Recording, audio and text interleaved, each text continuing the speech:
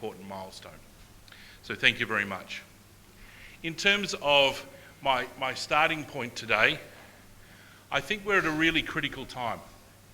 I think the first thing I would say, if we look back to 2006, if we looked at the market capitalisation of major firms, they were focused on oil companies, Microsoft was there. But then we had the seminal event of the 2007 iPhone release. In 2016, what do we have? Apple's the largest, but it swaps with Alphabet, Microsoft, Facebook, and Amazon are all in the top 10. The last 10 years represent, in global terms, in historic terms, represent dramatic industrial change. The economic transformation of this speed and of this scale are very rare indeed. We are living history, and I think I really do underpin that, and that Ghana and Africa can play a very important role because you can get access to these technologies immediately. There's no delay, there's no filtering, you immediately can participate in that global economy. In terms of my presentation today, given this transformation that I've flagged to you, I'm going to talk a little bit broadly about what is the app economy. I'm going to talk about how we measure it, because I think there's some important statistics that need to be gathered. And then I'm going to talk on the key questions about its regulation and touching on the app economy, but also extending into OTT services and similar. In terms of the definition, why do I use the word app economy? I think we're trying, there are many names for it. There could be the collaborative economy, the sharing economy, over-the-top services. They all fit within this category. And I suppose, like Dr. Jamison's presentation earlier this morning, I think if we focus too much on the detail, we miss the broader picture. And it's really important that we step back and we talk about the app economy rather than just looking at a particular service, because things are redefining and being disrupted across the board. So what are the key things that are driving it? Similar to other presentations, we saw the ubiquity of handheld computing devices, cloud, wireless bandwidth, and all of those services are driving this transformation and as part of that process. So if we look at it from a value chain perspective, and this is a very traditional economic analysis, we can look at all of the elements. We can do a build-up analysis. We can look at the value of the handsets, the apps, the network infrastructure, and a whole range of other services to build that up. So that's incredibly important, and it encompasses everything. When I was recently in China, the Chinese believe that 25% of the Chinese economy is the app economy, right? Because they're doing the manufacturing. But other countries could also get close to that number because of the transformational value of these types of technologies. If we were to look at it another way, the ecosystems, and I think it's really important when you do look at anything that analyses the app economy, you need to think about ecosystems, and that is about thinking about developers, about consumers, about platform owners as part of that process. The other key thing is, this is also, you need to know a little bit of economics. We talk about things about network effects. And by that we mean the more consumers on a platform, the more value it becomes.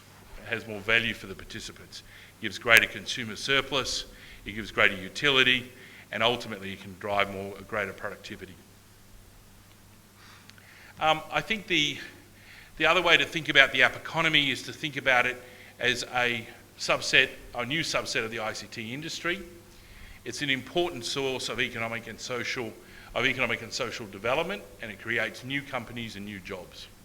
I can't emphasise how important this is for Ghana to get this right.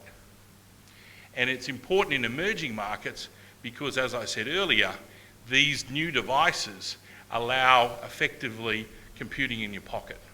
And they allow access to all global information as long as we can get that infrastructure and connectivity right. And as I said, the app economy will drive productivity benefits across all different sectors. In terms of the race for scale, which is important to understand, what we see from WhatsApp, from Facebook and others, is a race to get new users, to see unit costs fall, and to improve their competitive position.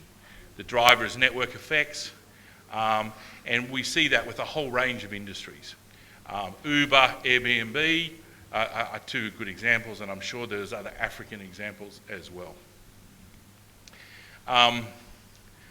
We heard earlier from Dr. Jamison talking about how do we look at some of these key things that drive competitive advantage. This is one that we think does, and what I think does, is about this race for scale, this network effects. Digital goods don't cost anything to replicate. So the classic curves of economics about increasing unit costs don't apply in this world. Once you've created something digitally, you can reproduce it, and you can reproduce it again at marginal no cost, just the cost of transmission. To give you a good example, and the earlier presentation went on to look at Jobberman. I wanted to look a little bit about Uber, because what we see with Uber is what we describe as a disintermediation, a splitting up, an unbundling, if you were in telco parlance, of the taxi business. We talk about how we link customers and providers, and the back end in the cloud, plus the devices allow this to occur. These types of services, while they may not be inside the NCA's purview today, are in fact what's driving people to take up smartphones. African consumers, Ghanaian consumers are like everyone in the world, they're smart. They see the value from smartphones. They see the utility that they can get from having such a device in their pocket. And part of the role, I think, for the NCA is also to ensure that other parts of government also understand that value when it comes to things like services like Uber, Airbnb, and other types of product platforms that utilise these technologies. So we've spoken a little bit about what the app economy is. I wanted to talk a little bit about how do we measure it, because I think to step back a little bit, I've done some work with a number of countries, Australia, Singapore, Thailand, UAE, where they weren't doing necessarily well in indices like the IDI. Why? Because they weren't putting their best foot forward. Singapore and other markets always make sure that the data that they produce into those collections are always the best. And part of the problem here when we talk about the app economy is Ghana might be doing, or other parts of Africa might be doing well, but you're not selling that well enough. You don't have the data to explain it. So what we've tried to do is to try and work out some methodologies for people to start thinking about how that might be calculated. And I won't go into all the detail, but there's a number of ways it can be done, looking at the value chain analysis, looking at the capital value methods and the value of stock exchanges, and look at the productivity methods. What we'll see globally is only changes to statistics collection by about 2020. So already many countries have started to work on their statistics agencies to make sure that they're getting the right signals, because many changes in the industry and the economy will occur in the next 5 years, but you won't have any data to make decisions. Today I won't go through the detail, and there is a paper and a link that you can, if you really want to look at the detail behind some of these app economy calculations. I wanted to focus on this last part because I think, given this morning, this is the key focus. And I think the key thing is, in terms of regulating the app economy, we need to have a very inclusive dialogue. We need to think about what are the appropriate legal and regulatory provisions, and the need to recognise that there is a huge amount of innovation that occurred and occurs, and we need to make sure that we don't lose that. What we need to make sure of is things like consumer protection and security and other things are done. I think part of the debate about OTT, though, is about saying, oh, it should be regulated like an operator. That's what an operator says. And the OTT says, I don't think we should be regulated like an operator. One of the things that we've done from our study and work is that we need to make sure that we don't necessarily discriminate against legacy providers. They've done the right thing. They've made the right investments. At the same time, as those businesses grow, there is a need to make sure that as they get integrated, OTT will become integrated as part of that process. So it is important that we balance that regulation between existing businesses and new innovative businesses. Part of the challenge here is I think that we're already starting to see some of those OTT players exercise significant market power in some of their market segments. And this is going to be a growing debate globally by regulators. Okay, so we need to make sure that we can accommodate them as part of the process. I think the key thing I would say here is, and it is highlighted here, established business models should not be punished for complying with the regulations. Neither should new businesses be punished for innovating. We need to harmonise these two. And one of the key things I would say to you is that I'm expecting the business models to change in emerging markets. We're already starting to see the rise of the ad blocker. Now that ad blocker in markets like this, I'm expecting that a lot of consumers will use those ad blockers. Now in the past, Facebook and Google and others have used what we call two-sided markets.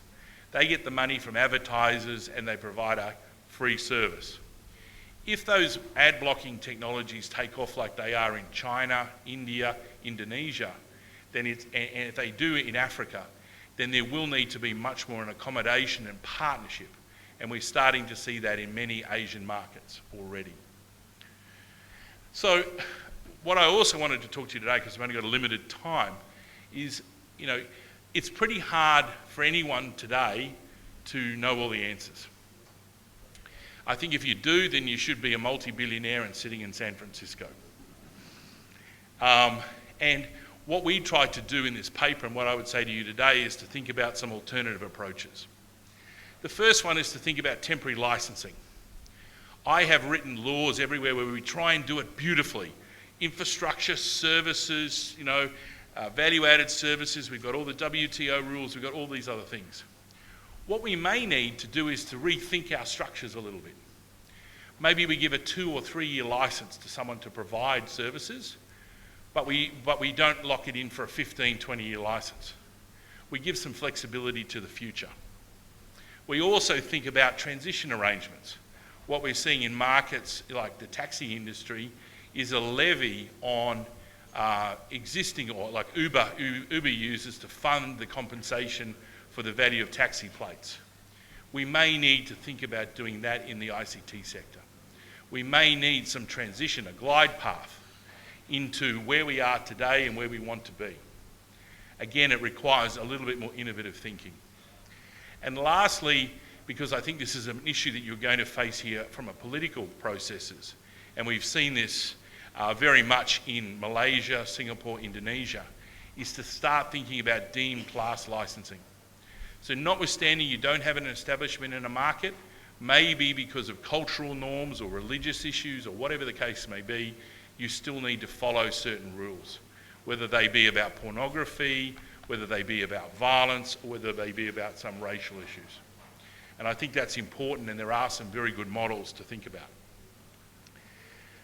In terms of some recommendations, and I hope I'll get a couple of extra minutes on my 20 minutes, I want to run through a few different things. Some of the recommendations: undertake a review of the applicable rules and regulations for OTT. You should do that. You should update license conditions, and if necessary, provide some deeming provisions in some of those to capture everything from the Netflixes to others. And a good example on that is that when Netflix tried to launch in Australia, it said, we're not subject to Australian law. The government said, yes, you are. It said, no, we're not. We're not going to pay the GST, the goods and services tax. The local companies doing the equivalent services were paying it. The tax office took them to court. They won it 10%. So, you know, but Netflix had originally said, we're providing the service from the US. There's no GST payable in Australia. So this is not just a small issue. We need to think about the state of competition in the market, again reflecting and emphasising things that were said this morning from Dr. Jamison about how important that is to maintain that and look for the key indicators of competition. We need a broader collaboration. There's a very good paper from GSR 16 in Sharm el Sheikh talking about collaborative regulation, about the need for telecoms regulators to become broader entities, thinking about interfacing with tax authorities, thinking about privacy with competition law. All of these things are important as part of the process. We need to think about ubiquitous broadband. We need to think about data protection and privacy and making sure those exist. And as I just said, have these procedures between regulators so that things don't fall between the cracks and that we have the right processes. We also need to take people with us. And really, I think this is one thing I haven't heard in the last 2 days, is that we need more public awareness. The Koreans, for example, have had a great success in their market because they've been able to take old people with them. My mother, who's totally inept at ICT, but in Korea they have a whole program to encourage even those who've had no exposure to get online. And I think that's really important. And that applies to disabled, it applies to a whole range of different groups. And then lastly, as regulators, the NCA and others need to engage with training authorities, with educators. The skill sets of the future are very different than the skill sets that we are producing today. And I think that's really important. Lastly, some concluding remarks. I think that the process of regulatory revision, it's necessary to think about why we did things. I often go to telecoms policymakers and regulators and they say, we've had this scheme forever. And I say, so what? You need to rethink whether you're doing it, does it need to be different? So if you license things differently, like I said, temporary licensing, maybe that's different. Universal services, maybe that's different. Maybe you need to think about content regulation in a different way so that we think about online delivery rather than just broadcast. All of these things mean we need to think about what we do and doing the minimal rather than the maximum. We need to think about taking risks. I'll be truly frank to you and say to you that you may not get it right on the first go. And that's okay. Other regulators are going to get it wrong too. But that doesn't mean that you can't go back and revisit things and do things differently. Things are moving and regulatory targets are moving very, very fast. They're approximating the speed of the industry.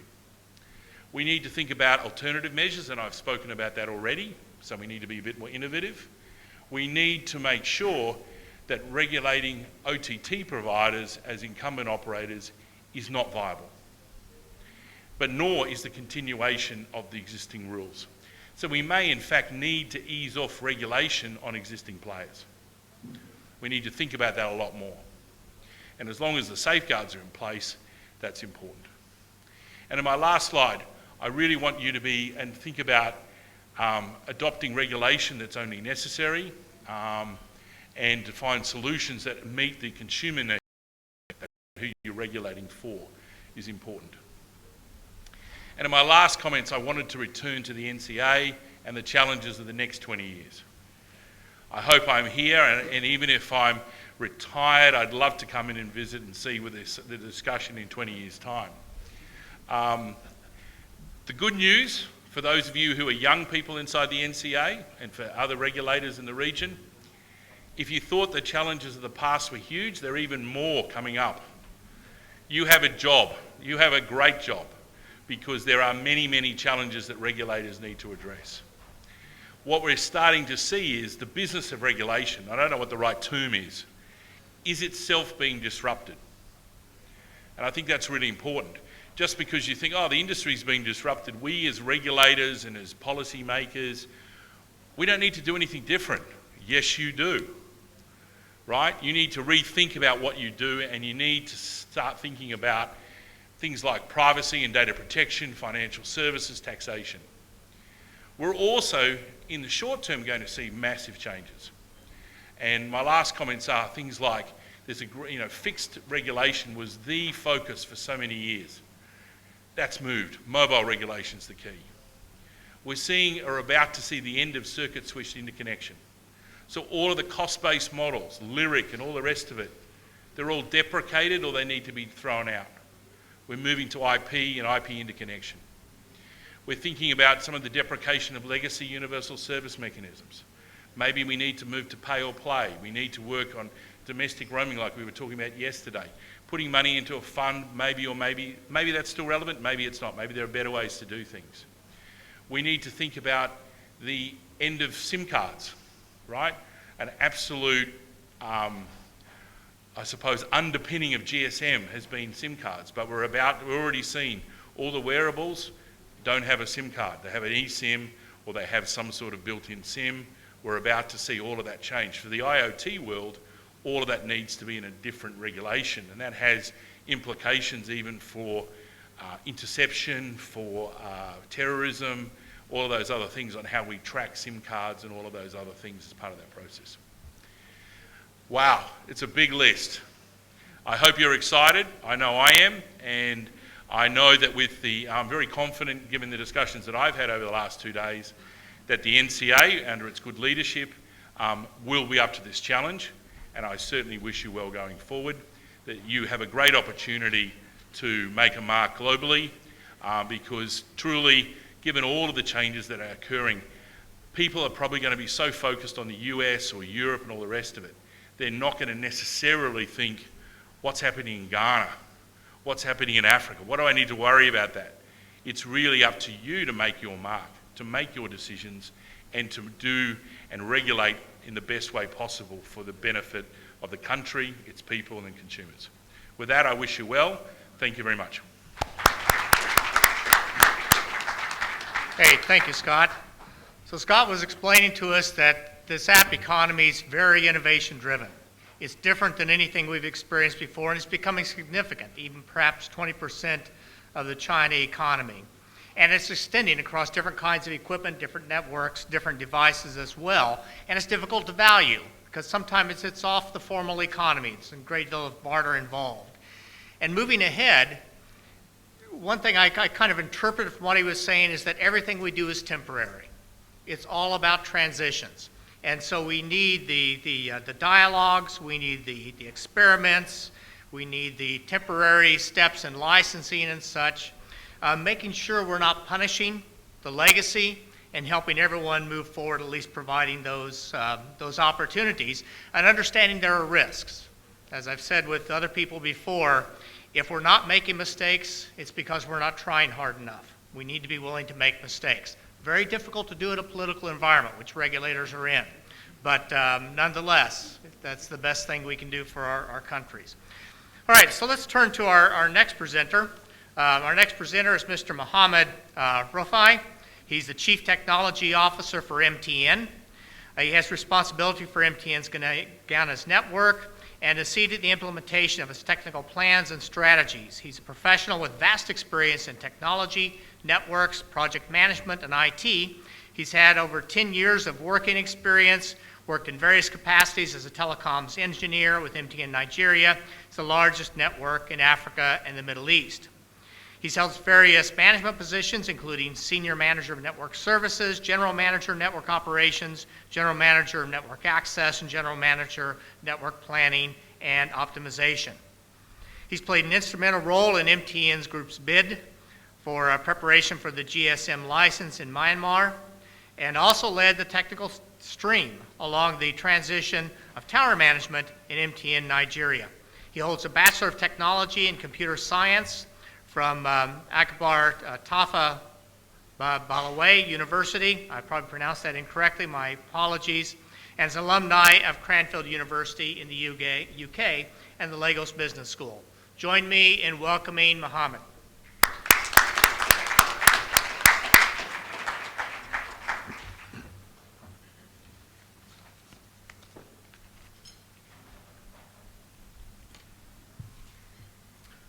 Thank you very much for that introduction. Distinguished guests, ladies and gentlemen, good morning to you all. I would like to start by congratulating NCA for the 20th anniversary, and also thank the NCA for organizing this symposium and giving us the opportunity to speak. Thank you very much. My presentation is, in summary, OTT threats and opportunities from operator perspective, and I'll go straight into it. First, an overview of the industry in Ghana. The telecom industry in Ghana is very vibrant. Recent studies by the Telecoms Chamber shows that since liberalization, there has been investment of over $6 billion over the last 18 years in Ghana. The industry employs over 5,000 people directly and over 1.5 million indirectly. In terms of tax contribution, in 2013, we contributed about 1.04 billion Ghana cedi, and that figure has gone up to 1.05 in 2014. The environment is very competitive with multiple players and many telcos, BWAs, and ISPs. Similar to what has happened in global markets and global trends, we have seen significant growth in data subscriptions in Ghana. Over the last 3 years, we have seen over 100% increase in the number of data subscriptions. From operator side, we've seen over 100% increase in data usage from year to year as well. This growth is not the same in the voice business. The voice business has only grown about 38% over the same period. The rapid increase in data usage worldwide has spawned innovations like the OTTs. This is what we have been talking about since morning. And our understanding of what OTT is providers that deliver video, audio, and other communication services over the internet without necessarily going through the traditional channels and billing as we know it to be. Since the OTTs do not have any relationship or any agreement with the operators or any licensing from the regulators, we refer to them as over-the-top players. Example of OTTs are Viber, Skype, WeChat, Talk. There are many of them, but these are a few of the OTTs we are referring to. The advent of OTTs came with a lot of opportunities for operators. We have seen a lot more interest in data subscriptions and data usage with the advent of OTTs. A large part of our subscribers use our services because of OTT services. So with the introduction of OTT services, we have seen deeper penetration of smartphones and a lot more usage of data. And that has given us the opportunity also to develop products, OTT services, Facebook bundle, YouTube bundle, and things like that. And that is another revenue stream for the operators. It has also given operators opportunity to develop OTT-like services to satisfy the needs of the subscribers. However, there are challenges. For sure, OTT services do challenge regulator revenues, especially voice, and especially international voice revenue. As customers turn to OTTs like Skype to meet their needs, with over 300 million subscribers, Skype is a major player in the voice space today. The rate of growth of Skype today is more than 2 times the rate of growth of the traffic of normal operators in the international side of traffic. Skype makes up to 3 billion minutes each day. Each day, there are about 3 billion minutes of calls on Skype, most of them international. As of 23rd of June, 2016, 100 million calls were made worldwide on WhatsApp. That is about 1,100 calls per second on WhatsApp. According to Obeng, a London-based researcher, the telecoms industry will lose about 386 billion USD between 2012 and 2018 to OTTs like Skype, WhatsApp, and Viber. So these are all estimates, 300 billion and all that. So we decided to conduct a test to see really in Ghana, on MTN Ghana network, what do we really think we are losing to OTTs? So to determine that, we conducted a test. We got 3 fresh phones, iPhone 5s, Huawei Mate 7, Samsung Galaxy Note 5, and those are the operating systems and the versions of the operating systems of those phones. These are fresh phones out of the pack. We removed all other applications on the phones, making sure there is no background application doing any update or download. and we installed these 4 OTT applications on the phones, one at a time. We install one, finish the test, remove it, and then put another one. And this is the results that we've seen from the test. The first column shows the number of minutes. So it is a 5 minutes call on each of these OTT services. And we determine the volume of data used for that 5 minutes. And we multiply that by 2, taking into account that the data usage is on both sides, A side and B side. Both usage are paid for. So that is revenue for the operator. And then we compared that, we calculated the cost of that data using the normal data ERM, and then compared that to the cost if that call was made on a normal circuit switch network, what the user would have paid for that call. And in summary, what we have seen is that it is 9 times cheaper to make that 5 minutes call using the OTT services than using the circuit switch network on the operator's network. And we have seen some of them use a few, like WhatsApp, for example, tends to use far less data than Skype and other services. And the phones, there is also a difference in the data usage on the type of phones. And we have seen that the Samsung phone used a lot less data than the Huawei phone. This is not to say that any of the brands is more superior. We believe that it has to do with the software version on the phones. So, looking at that volume of data that is being used per call on the OTT, using the OTT services, we can also determine the total volume of data that is VoIP on our network. Dividing by the volume of data used per minute on OTT calls, we can determine the number of minutes on the OTT, on VoIP on our network. And using the ERM and subtracting the amount that the subscriber has paid for the data, we can determine that operators, MTN particularly is losing about 166,000 CD every day due to OTT calls. And making some assumptions, looking at the international part of the call, we can say that the state is losing about 60,000 Ghana CD as a result of these calls that are going over the OTT network. That is about 1.8 million CD a month.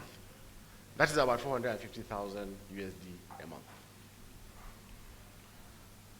This graph shows the OTT players as we rank them. We see more traffic from Viber. Viber is number 1, and then followed by Skype, and then other OTT providers. But Skype and Viber make up about 92% of total OTT traffic on our network. And this, we may be losing 1.8 million every day now, but we are seeing this traffic grow month on month. And the rate of growth is about 17%, which means this problem is only going to get worse. If you see the graph on the left, is OTT traffic. And as the holiday season comes in July, summer holiday, we see a sharp jump in OTT traffic because people are traveling and they're using Skype to make calls. So what are the other threats that we see from OTTs apart from losing revenue directly to OTT calls? We see that the OTTs are not subject to any licensing. They don't have to get any license. Meanwhile, mobile network operators, VAS providers, and other operators locally will have to get licenses and pay and be subject to regulation. They don't pay taxes. They don't operate in this environment. So they don't declare their revenue here. They don't pay taxes. They normally operate from tax havens, and they pay very little taxes in those environments. Meanwhile, some of the revenue is coming from this side. They are not subject to any quality of service regulation, so there is no monitoring on their quality of service, and they are not subject to that, unlike the MNOs and other service providers in the environment. So, what are the options? There are many options. One option is to block the OTTs. Another one is to acquire them. And then another one is to create our own OTT kind of services. And the last option is to partner with the OTTs. That is the option that we think is the most viable. and the most preferred option. So what is partnering with OTTs? There are many things that we can do with OTTs, and I have a few examples in upcoming slides. We can provide, virtual numbers can be provided to the OTTs, OTT communication data, we can provide data bundles. We can provide bundles to say WhatsApp bundle, Facebook bundle, Viber bundle. Mobile advertising is another opportunity. In-app purchases. There are a lot of these OTTs that want to charge their subscribers for premium services, but they have no way of doing that. In this part of the world, not everybody has a credit or debit card.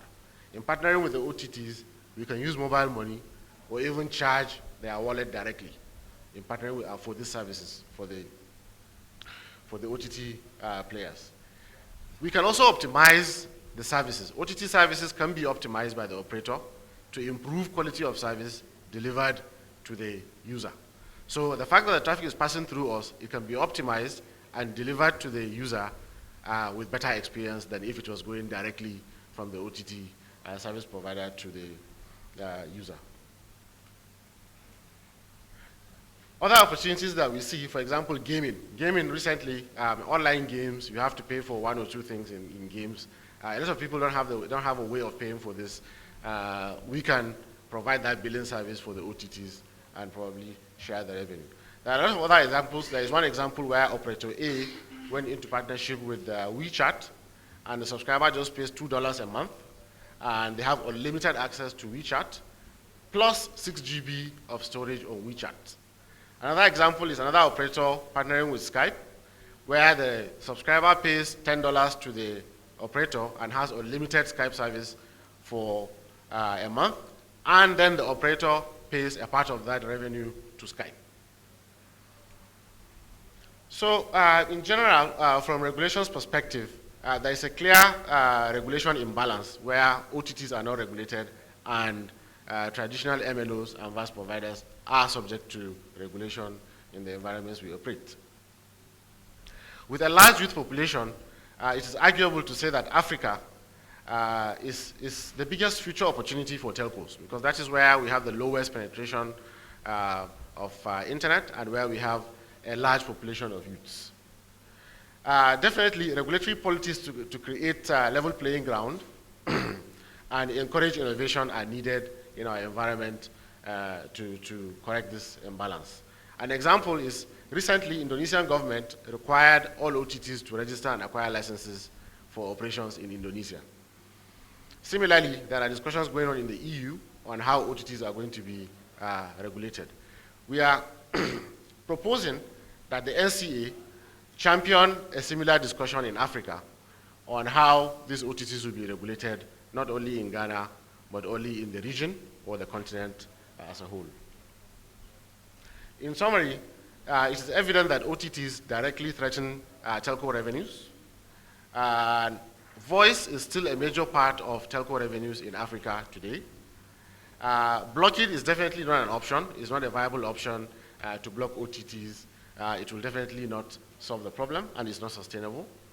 From what we have observed and from what I have shown, from what the trend is showing us, this problem will continue to get worse as more OTTs are introduced and better data services are being deployed. So what we are saying is partnership with OTTs in a regulated environment is likely to be the most effective solution to this problem. Thank you very much. Thank you. Thank you very much, Mohammed. He gave us a very good description of the impacts that telecoms has had in Ghana and how the app world, the OTTs, are changing that. He talked about there are things that are happening positively to the operators and things that are happening in a negative way.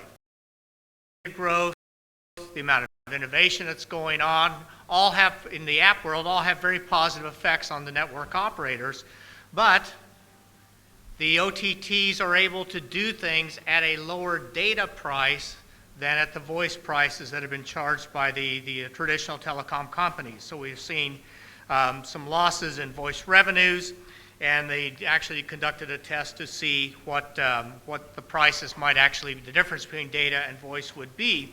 So the challenge for the operators, how do they adjust their business models to be able to do through that, how to manage their way through that world. And he said the strategies is to be in a partnership, to be driven by the numbers, having different types of data bundles, to have in-app purchases, optimizing the networks for different types of apps, and so all kind of customizing for a partnership in that app world. The challenge is then being regulatory and the regulatory asymmetry. He wanted some sort of a more level playing field, but in that context of working with the app partners. So let's put our hands together again for Mohammed. Thank you very much. Our last speaker is Ernest Yarfi. He's had over 10 years of experience in the telecom industry from the US, with particular emphasis in VoIP and OTT voice technologies. Before joining BBH as its general manager in consumer products, he had 5 years of international sales and marketing experience with global giant IDT Telecom USA. He was the senior consultant for the team that transformed the global OTT voice app boss revolution by marketing the product worldwide. In Malaysia, he led in developing the OTT voice VoIP application for a subsidiary of Telekom Malaysia called Clear Mobile, and he was further collaborated with global application development company Reeve Systems Limited in Singapore to develop various VoIP apps and for different markets across the globe. He holds a BA and an MA in International Relations from Rutgers University in New Jersey. So turn things over to you, Ernest. Thank you. Thank you very much, Mark. A very good morning to everyone. I am told that the worst time to give a presentation is right before lunch. I will try and keep it as straightforward as possible. Again, my name is Ernest. I want to thank the NCA for giving me the opportunity to talk on this very important subject for our market. I will talk a little bit more about the future of OTT. Obviously, we've had a lot of conversations about, and again, my fellow speaker, Mohammed and Scott, shed a lot of light on the future of OTT services. I'll talk a little bit more about 4G and the data uptake of 4G and how it translates into the overall picture of OTT. And I'll narrow in a little bit on voice over IP or OTT voice, because I think it's the reason why most of us are here, particularly the major stakeholders. I will talk about some security concerns in deploying the technology itself, and then talk about the threats and opportunities, do some case studies, and then final recommendations. So we take a little bit of a look about this graph. This is from the Cisco Virtual Network Index. This just came out in February 2016. Last year alone, you look at the data penetration, you realize that it goes up, and look at where Middle East and Africa is. We had the most penetration in 117% of mobile data. I think it's very important given the context of our conversation. The same research facility also, I'll come back and talk about the 4G, also give us these very important statistics, particularly about 4G. The average mobile connection will grow to 3 meg by 2017. And this is on the next 4 years, by the way. Very soon, just cut long story short, 4G will be more than half of total traffic in this year alone, and then more traffic will be offloaded from cellular networks to Wi-Fi networks. Now you can tell the difference in the projections in this graph. In the next 4 years, 4G is going to move from 47% to 72%. Now this is huge given the timing and given the update on OTT services, because OTT services will ride off of the internet, of course. So the most important statistics of everything Cisco did to me was this, that 75% of all mobile data traffic will be by voice or by video just in the next 4 years. 75%. That means that in the next couple of years, the real decision makers, the real, as we like to put it, king makers of this whole ecosystem will be OTT applications, because they will not only affect our consumer behavior, but it will also affect government policies and the very definition of the social integration of our lives. Now, the big question is, how do we as habitats and cohabitats in this ecosystem, how do we gain from this development? How do we, number one, meet the challenging dynamics of this such a fast-paced environment? And number two, gain our fair share of revenue for economic sustainability. We just had our colleagues share a lot of revenue loss, particularly with MTN, and for that matter, the government as well. My colleague Mark and then Scott already talked a little bit about the type, so I'm not going to spend a lot of time on it. Non-nomadic, VoIP, and then nomadic as well. I'll just say this though. In our system, we've already been positioned to receive this technology because a few years ago, you walk into people's offices, and what you would see is traditional Panasonic lines running on PABXs, and then traditional PSTNs. But now it's changed. People have Avaya in their offices. They have Cisco phones in their offices. Now, that means that our entire working infrastructure is being assimilated properly into this whole future. Now, security concerns. I mean, there's been a lot of threat and opportunity conversations, but let's take a look at really, even if we deploy the OTT services, what are some of the challenges we may face on the product itself? First of all, it's writing off of the internet. So you can only imagine that some of the problems that will come off of the internet is inherently embedded in these OTT applications. Now, there are hacking possibilities. If you're making a call on a Viber or a WhatsApp or a Skype, somebody may hack into the call and listen to your conversations. It's very real, and that is why WhatsApp just recently introduced the end-to-end encryption. There was a reason for that. It's just one more layer of security. It's very important we realize that. Also, some of the older firewalls may not even recognize the OTT call packets. And that also requires that we introduce certain levels of VPNs to access security levels. But it also has its own challenges. That also requires that we have some security patches in countries like the Middle East where you can't really use OTT applications. Some of the things that the government agencies use is that they use older technology to meet up with this new technology because the older firewalls don't even recognize the call flow of this new technology, so it doesn't work at all. That's also very important. And of course, the inherent flaws from the operating system. These applications are all over in Google Play Store, iOS Store, and any problem in these stores are inherently embedded in the OTT applications. Let's talk a little bit more about. Let's go back.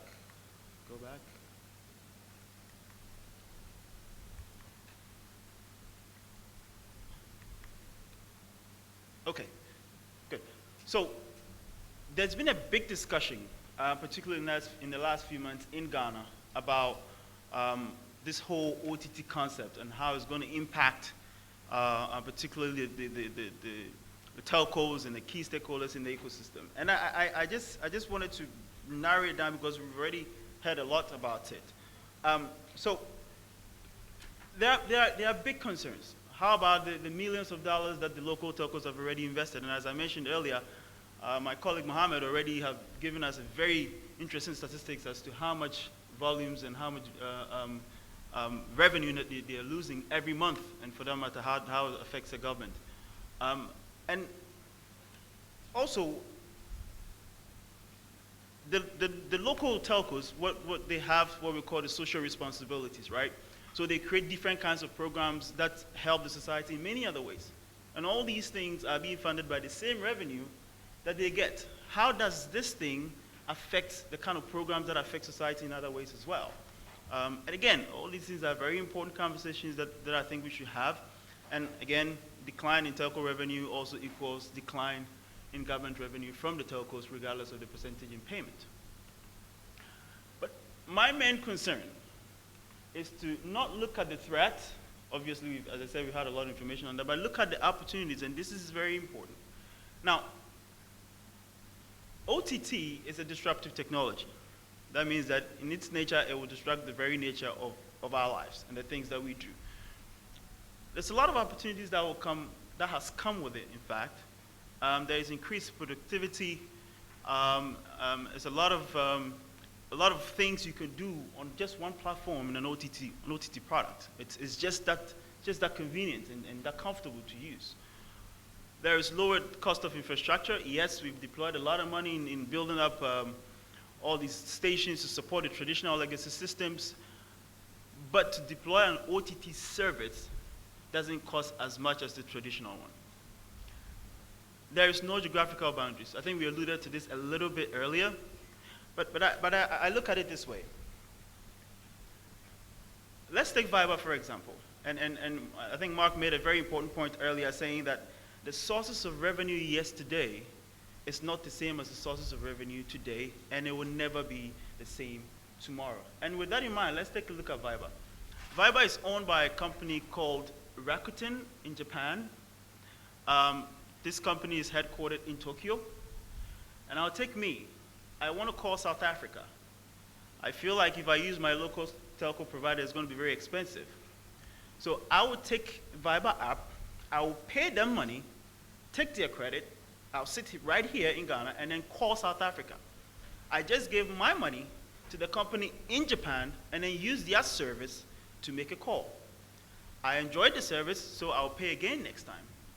My point here is that the way we make money now in this whole telco industry, we should really take a look at it again, because the boundaries have shifted. In the same way, I can be in South Africa, use an MTN OTT app or Vodafone OTT app to make a call to Bangladesh and still enjoy the same service.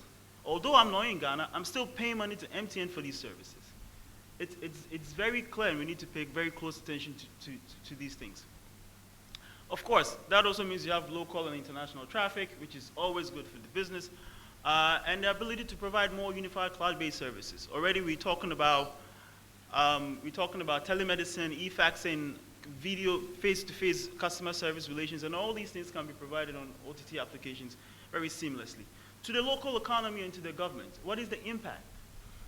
There is increased partnership between the vendors, the mobile operators, and OTT service providers. Obviously, this will create more jobs. And also, we adapt quickly to the changing trends in this whole market. Because very often we realize that we are a bit late and we are lagging behind. And if we allow these things to openly play their role, we catch up quickly on some of the changing dynamics.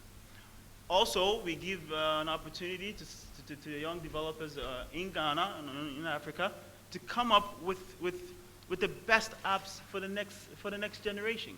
Skype started somewhere in the garage, somewhere in Europe. Why can't it be that the next best thing will come from right here in Ghana? I think that these things are also some of the opportunities we should take a look at. I will go back.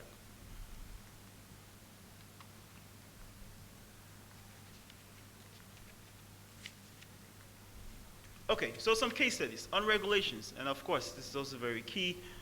In the US, for instance, the commercializing of the product itself is not regulated, but the parts of it is regulated. Like if you're an OTT service provider, you should be able to provide E911 services. If somebody is relying on you to live as their network provider, they should be able to call the cops and call for emergency service anytime it's needed. Also, number portability, just for calling records available. And very important also, the Universal Service Fund, we've talked about it a little bit more yesterday, to contribute something to the people that cannot afford to make calls. And these are, yes, regulations, but very minor regulations to help in the overall deployment of the infrastructure, and also accessibility. I mean, Dr. Brantes talked about it yesterday, that there's something we call it the AAA. It has to be accessible, it has to be available, and of course it has to be affordable. In Malaysia, it's a different approach. They try to adapt the complete scope of it, provide technical attributes, customer service arrangements, provide quality of service regulations, and also even a procedure for customer complaints. So they've tried to get the whole package together when it comes to OTT. And of course, you have to apply for a license in Malaysia to be a service provider. And yes, there's been debates back and forth about how successful this is, but it's been done in other countries as well. With that in mind, and this is just my own opinion with respect to how we should move forward with things, particularly with OTT. This is a disruptive technology for a reason. It is a completely changing trend and the beginning of a new revolution. It is a platform for understanding modern and futuristic ideas, and is an open dimension for new policies to understand our daily lives. Now, what my first point is saying here is we should try very hard and stay away from applying traditional telecom regulations into this whole OTT spectrum. It is very, very different in its nature. I mean, WhatsApp has 1 billion users. If you think about it as a country, that's 1 billion people in one country. In Ghana alone, we are less than 40,000. Now, what that means is that it will be very difficult for you to apply traditional regulations into something that's already a moving train in a changing environment. We should always take that into consideration when we are trying to regulate. And even if we attempt to regulate, the regulation should focus on communication decision makers. That could be a policy, whatever defined, however defined. It should also aim at encouraging young entrepreneurs, developers, and technologists that are working towards providing whatever we're to do should give that comfortable playing field for our young folks to come up very successfully.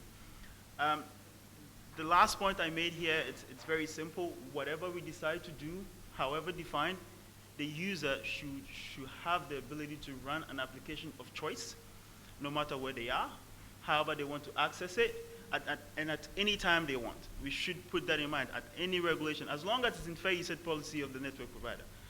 That's acceptable. But my final thing, it will be a challenge to the local service providers. MTN just proposed some sort of like a partnership, which I think is fantastic. I think we should applaud them for that initiative. It's a very good thing. But I also think that they should, the local telcos should also look at developing their own stuff. Because the OTT market, it's a new market on its own. It's like, as I said, a new world on its own. So develop your own application, put it in the App Store along with the Skypes and the Vibers and all the cool stuff that come with it, and then let the laws of market competition determine the demand and supply. Because at the end of the day, whether you stick to your local actually diminishing. Have a presence in whatever OTT is, however defined, whatever form it takes. Just be there. Make your own and put it there. Trust me, if your customers enjoy the MTN service here and they travel to Bangladesh and they want to call UK, as long as you have an OTT app, they access the internet, they will use your application to make the call. And then you stick to them for life. Because whether they are home or they are away, they still have you on their platform. And I think that's very important. With that, I think that's just references for the presentation, and that's it. Thank you very much. Thank you very much, NCA.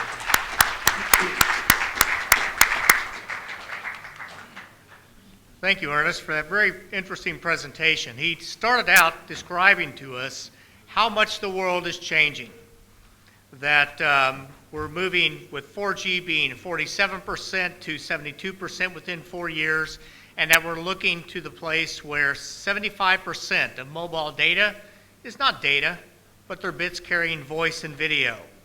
These have implications of revenue declines for operators and for the government as well. But he said, let's, instead of focusing on that and trying to retrench, ask ourselves how we can jump forward, how we can leap forward and take advantage of these opportunities. For telcos, it's the opportunity to expand beyond those silos, beyond those traditional borders, and to add services that do even more than they used to do. For local economies, it's about partnerships, being able to adapt in ways that maybe other people are not, and to have those places where you can have the young entrepreneurs, the innovators who are creating what that future will look like. He talked through a couple of case studies, the US and Malaysia, on how they've adapted or not to some of the things that are going on in the app economy. Then he went through his recommendations. Do not embrace the legacy regulations, but ask ourselves what kinds of regulations take us into the future, paying attention to the things that are important to us that are not about telecom regulation, like such as law enforcement and such as that, and then enabling people to have the apps of choice so that there's this kind of a platform that everyone wants to embrace, and having that be our networking future. So join me again in thanking Ernest for his presentation.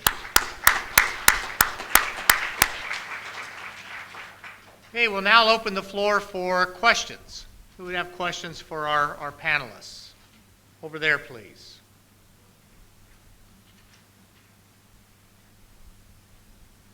And please be sure to state your name, who you are with, and to whom your question is directed.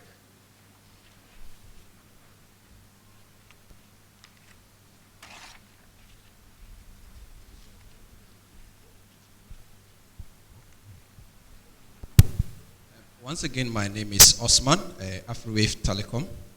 I must admit, very excellent presentations.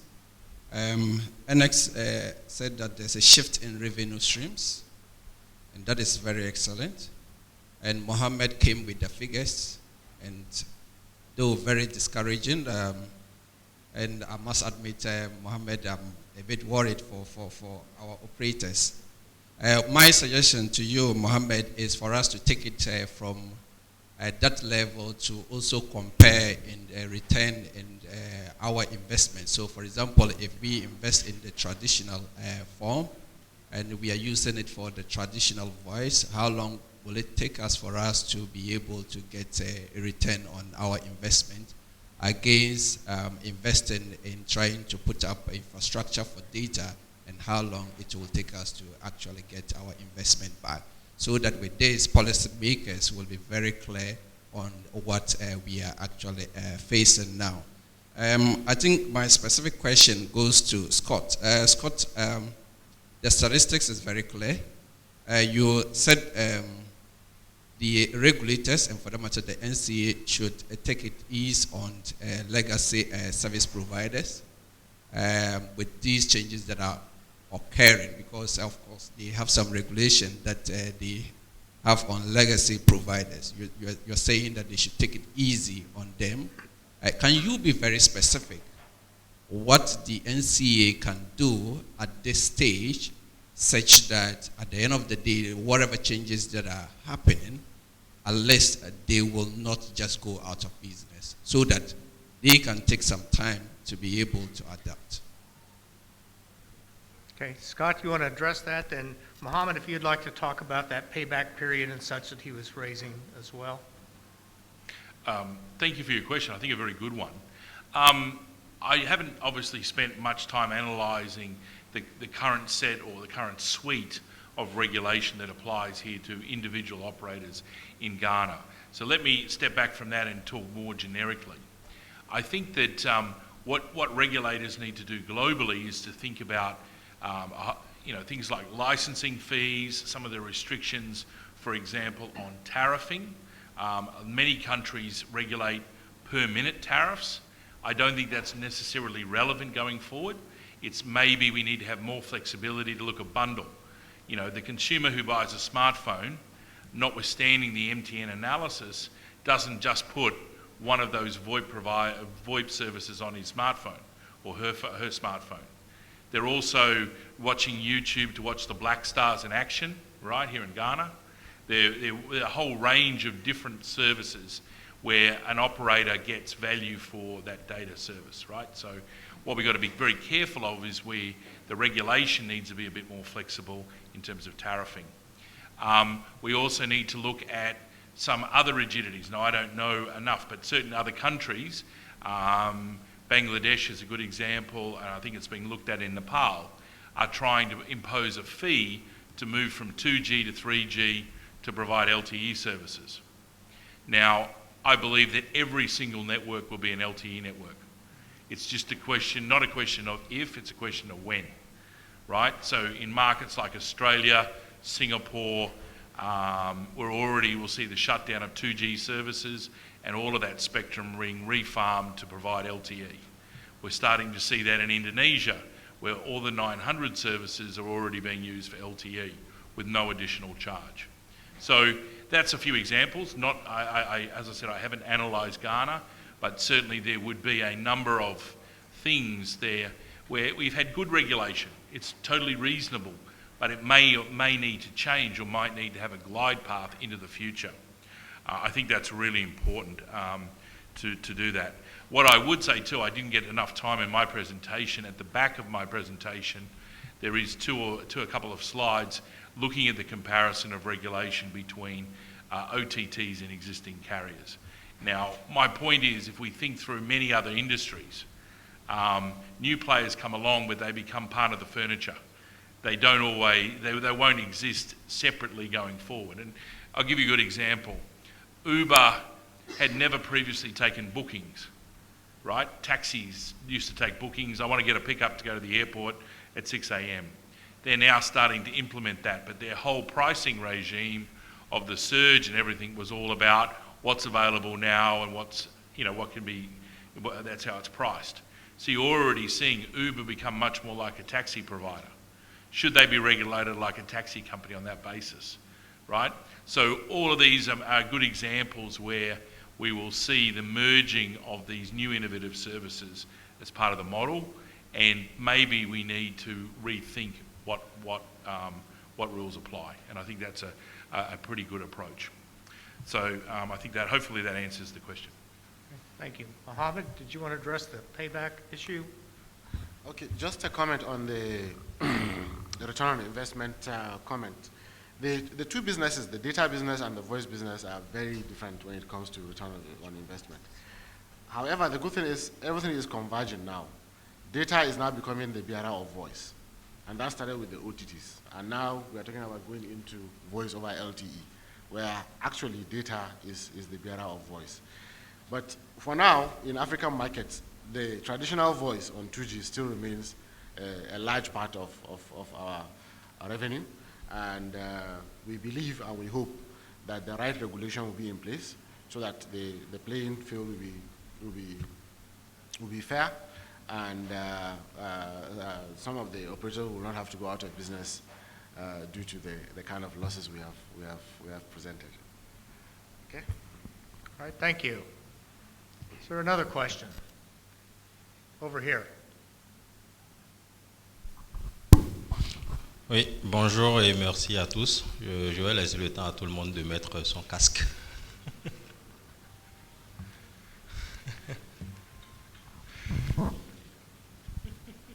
Voilà. OK.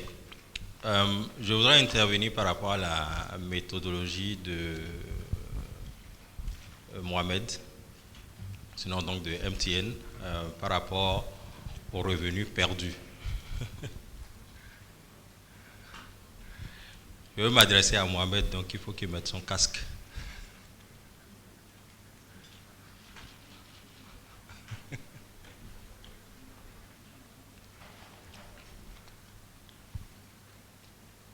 C'est bon? OK. Alors, je voudrais intervenir par rapport à la méthodologie adoptée par MTN. Si j'ai bien compris, la méthodologie a consisté à comparer le coût d'un appel OTT au coût d'un appel normal qui aura utilisé la circuit de MTN.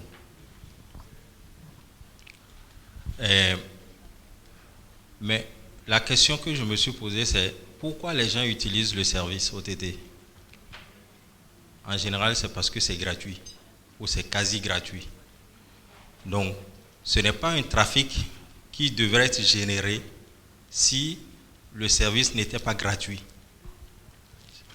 Donc, ce n'est pas un volume de trafic qui est perdu par MTN. C'est un volume de trafic généré du fait que le service est gratuit. Et donc, du coup, je ne verrai pas ça comme une perte de revenus. Bien au contraire, les OTT, les services OTT ont servi à booster le trafic data en Afrique. Et donc, je me demande si l'approche, s'il ne faut pas changer d'approche par rapport aux services OTT ou par rapport aux offres que les opérateurs offrent, sinon proposent aux abonnés, notamment aller vers des offres illimitées. Donc, lorsque c'est illimité, je n'ai pas de problème, je prends mon téléphone et puis je sais que je ne paye pas par minute de communication. Donc, il vaut mieux commencer par tourner, évaluer un peu ce genre d'offres pour voir si ça ne va pas résoudre le problème que vous posez, parce que ce n'est pas un trafic qui vous appartient. Par rapport à la qualité de service, oui, tout le monde dit que la qualité de service n'est pas garantie.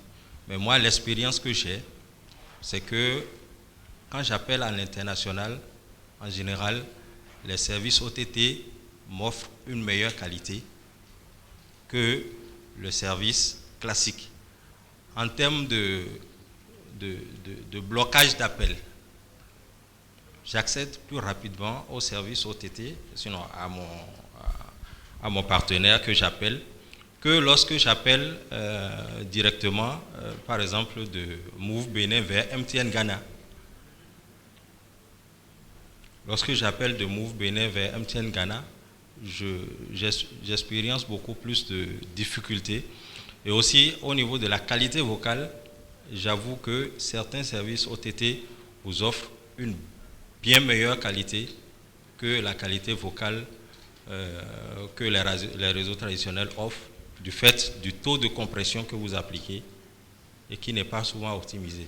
Donc, il faut appréhender le problème sur l'aspect de la revue des offres que vous proposez, mais aussi de la qualité de service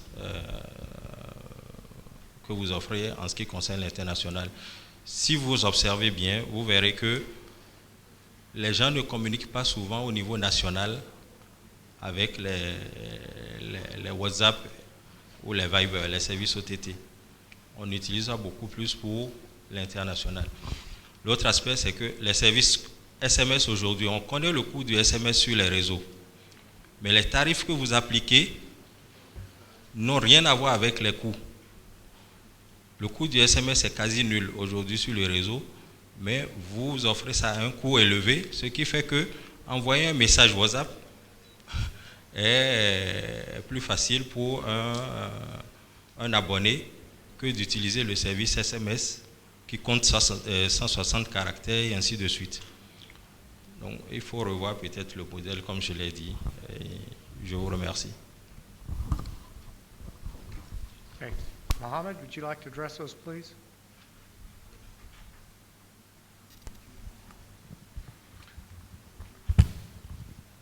Thank you very much for the question and comments.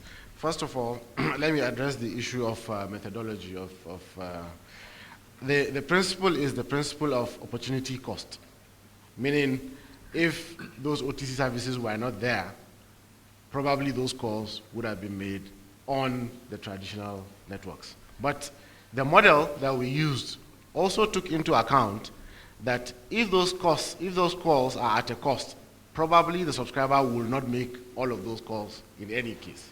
I think that is your point.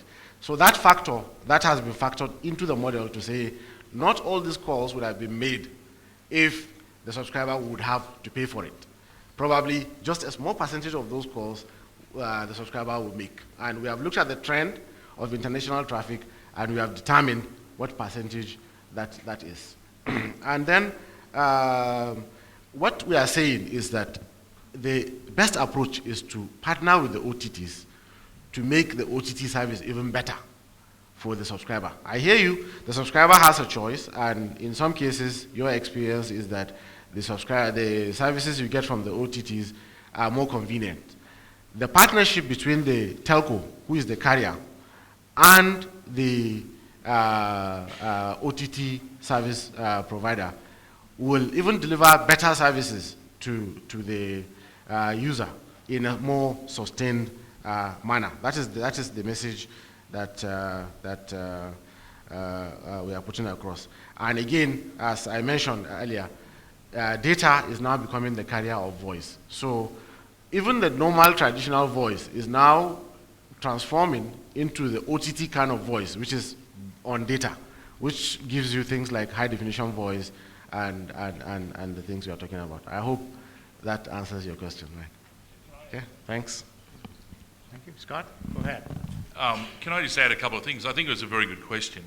Putting aside the partnerships, which I really do support, I think your question is very good. I think there is a high degree of elasticity associated with OTT services. It's promoting a huge growth in usage, particularly of data services. It might surprise you that the Australian network today, only 0.5% of all traffic is voice. So we're already at 99.5% of all of the mobile network traffic is data services. So the networks are data services, and that voice probably has still gone up. Part of the problem, I think, is that the telecoms industry failed to innovate for some time. We had voice, we had low codecs, we had pretty poor voice quality. OTT have come in with HD voice, with an improved codec, all those other things. If we look at SMS, how many of you in this room ever used an MMS? Anyone ever used an old MMS? No, but how many of you have attached a photograph to a WhatsApp or some other service? Right? All of you have. It's easy. In a way, the telco industry got a little bit complacent as part of that process. Now, and I think that's where the space has moved to. What I would say, though, I did disagree with one of the things that you said, that a lot of the OTT usage is just international. If we look at Android, since the time of key lime pie, you get to specify which OTT service you would like to use first up. So when you start Android, you get an opportunity to pick which messaging provider should be your preferred. So you're effectively making an election when you get your smartphone for the use of WhatsApp or some other service.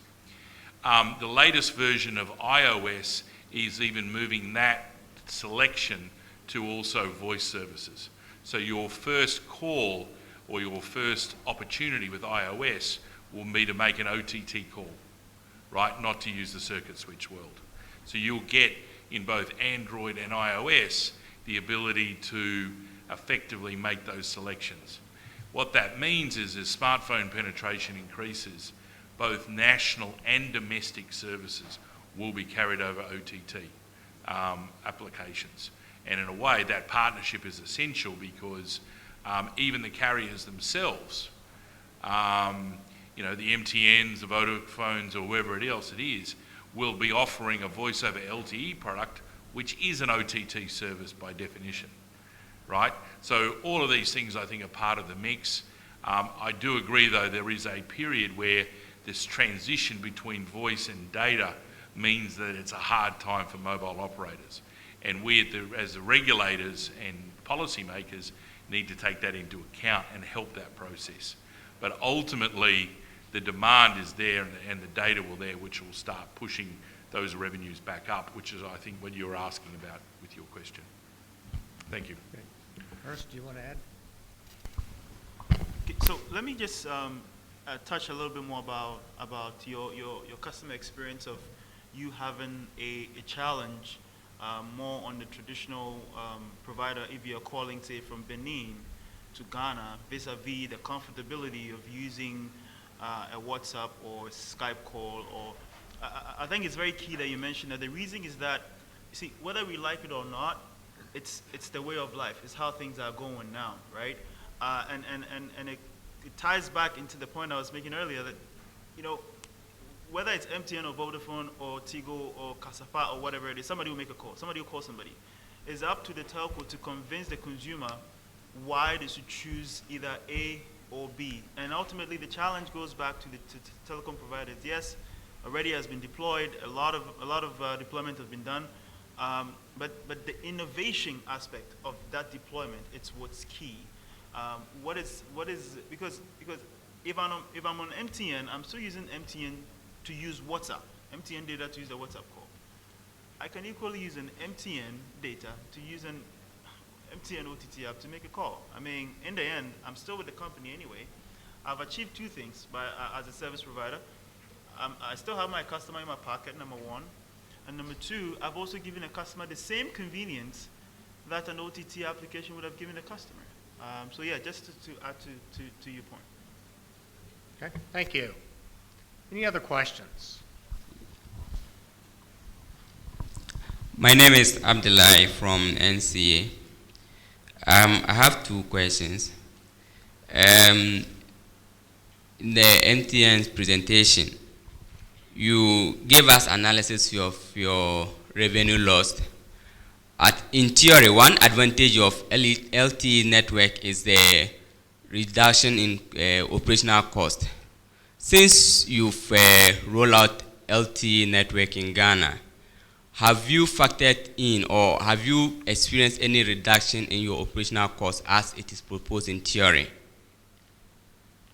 Then the second question is, the 4G network promises the throughput of 42 megabits per data, that's the speed. And going in for 4G, what kind of business model or what kind of services do you expect to consume that data speed? Obviously, it's not for texting. It's not for legacy calls. So what business model do you have in mind that you propose your consumers to go in for the 4G services? Thank you. Okay. Mohammed, do you want to address that? Thanks for the question. The deployment of 4G for now, is still early days. We haven't yet realized any savings in operational cost, and the main reason is that the other technologies are still existing. The 2G technology, the 3G technology, and the 4G technologies are coexisting, and they are using the same sites. And the biggest cost is on the passive infrastructure side. So for now, we can't really say we have seen a reduction in operating costs as a result of deploying 4G. We are seeing that in future, we are probably going to realize that given the data volume that we'll likely be able to carry on the 4G network compared to the 3G and 2G network. So if you say, for example, operating cost per MB, then in future, probably the 4G network will give us some savings. And then you're talking about services that are suitable for the kind of speeds that we have on 4G. I mean, things like video are now coming in. There's a lot of video content now. There's a lot of mobile TV, on the internet, downloads, and mobile gaming. These are the kind of services that require very, very high speed and low latency connections. And these are the kind of services that are most efficient on 4G network. If you do this kind of things, compare the experience between 3G and 4G, you will see there is a big difference. The 4G network is a lot more efficient. Thanks. Ernest, do you have anything to add to that? Okay. All right, so we're at our time boundary, so join me again for thanking our panelists. I appreciate the work they did of Scott explaining to us that we're always in a transition, that things are constantly changing for us, and it's managing that transition that's important. Mohammed talked about what that transition looks like for MTN, the different experiments they're trying, and the ways that there's both growth opportunities and challenges. And Ernest explained in that context as well, agreeing with Mohammed that this is about partnerships in many ways, but also that need for that very adaptive regulatory environment, so things aren't held into the past of the legacies. So thank you very much for the panelists. Let me turn things over to our moderator.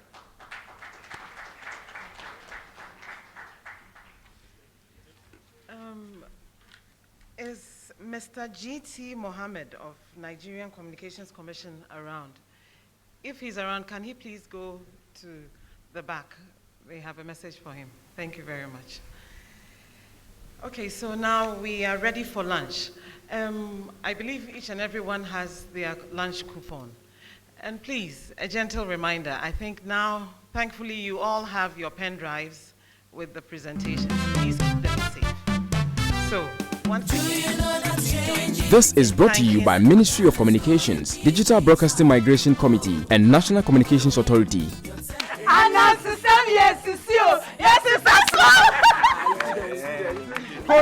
Koji, Wanjinzo. What is here? What is here? This is the new story time. Once upon a time. Oh, respond.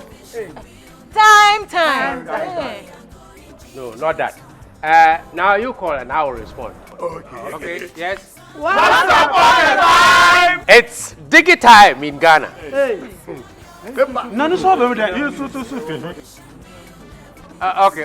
One waka for confused. I am Ghana man.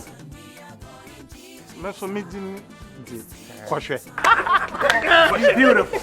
Your friend in the name. Men so me de safua. Anota fully. Nyankonye Isaac. Achomi Ganyobi Saka. Okay, one more time. I am Ghana man, and I'm here to explain to you what is digital broadcasting. Why all this digital what? It's all about digital terrestrial television migration. DTT for short. You know what? Can you explain yourself? Did you hear him say digital terrestrial television?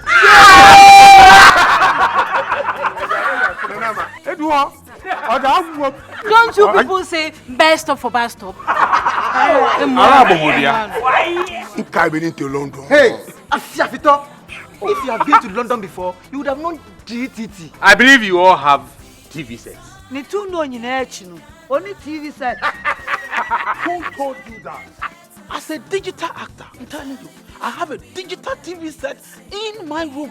I'm talking about 78 inches here. Whether digital TV set or not, this is analog to digital migration. I'm afraid Ghana television remember 1965 July. Kwame Nkrumah no bira.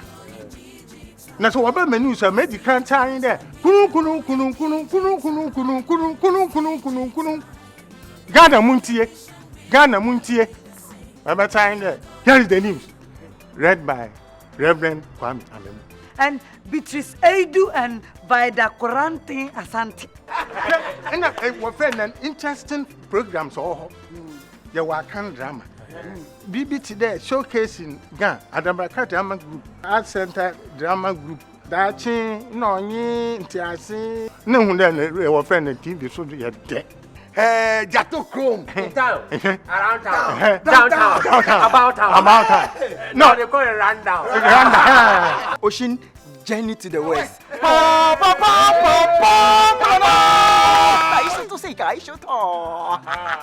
Hey, Ghana's most beautiful and agro! That is what television is all about. To bring joyful, informed entertainment and informal education to all and sundry. No wonder we have had GTV, TV3, Metro TV, TV Africa, Crystal TV, UTV, GH1 TV, ETV Ghana, Net2 TV, Top TV, Crystal TV, Basset 1 TV, UTV, Cardinal, Light, and many more. And then even Obonu TV. I speak for all, I believe. And now you. Now that I know, that you know, that we all know the television broadcasting, can you kindly explain the process of digital broadcasting migration? Simple. It's just the process of transferring analog networks to digital network transmission over a period of time. Oh, okay. But why is this happening? Is there any benefit? Fantastic, Nanama. You know something? The whole world is migrating to digital television for improved quality and spectrum, more programs and services, as well as energy efficiencies. More stations on your television, crystal clear sound and pictures, better reception, and more program information services. And Ghana cannot be left behind. Look, the whole world is migrating and we must protect our broadcasting from interference. When will all the DTT migration take place in Ghana? It's been divided into 3 phases.